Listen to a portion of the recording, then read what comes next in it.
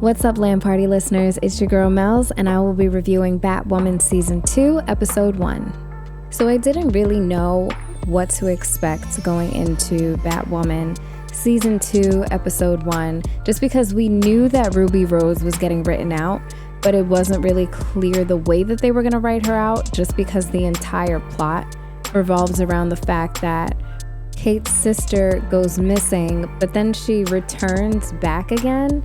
And then Alice doesn't really kill Kate because she is her sister. And then, of course, our major conflict is that Alice is trying to get revenge on her family or Kate's family. So I didn't really know what to expect in terms of how they were going to write Kate out of the story.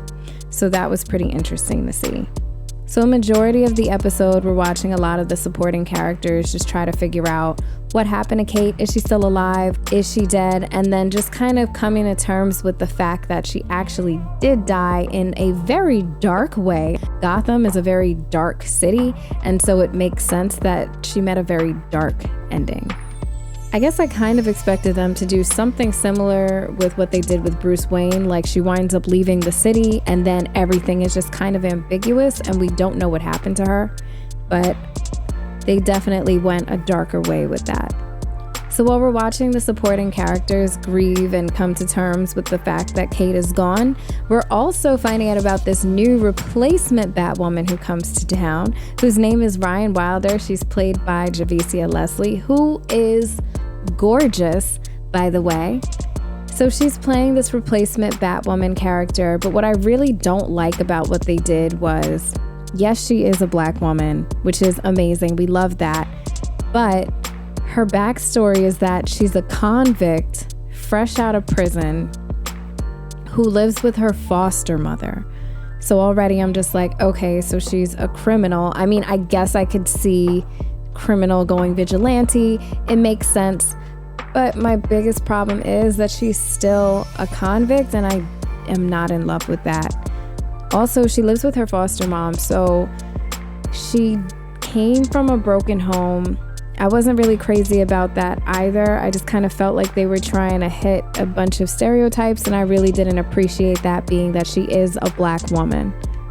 I guess I should have seen this coming, because in season 1, they rolled the social justice angle really, really hard. Ruby Rose, Kate, was gay, and she opened a gay bar. And I thought it was a little bit forced, because it wasn't like she was being treated a certain way because she was gay, other than getting kicked out of the academy.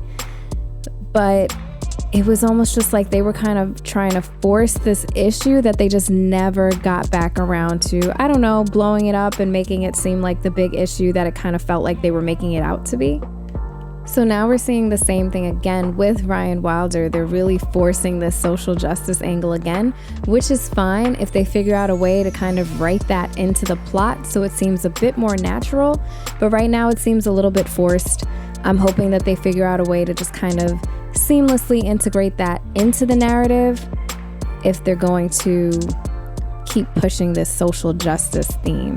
Getting off the topic of Ryan a bit, let's hop into the Alice in Wonderland gang. It'll be really interesting to see which way the writers go with that, just because her whole storyline really had to do with Kate's storyline, which is that they were sisters, they were twins, and now Alice is trying to do some weird revenge plot situation, but she's also trying to spare her sister.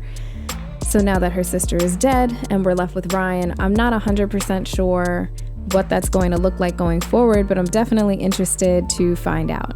I think it was a little bit strange that in the episode, Alice kind of caved to her dad and was just like, well, here was my plan and this is what was supposed to happen.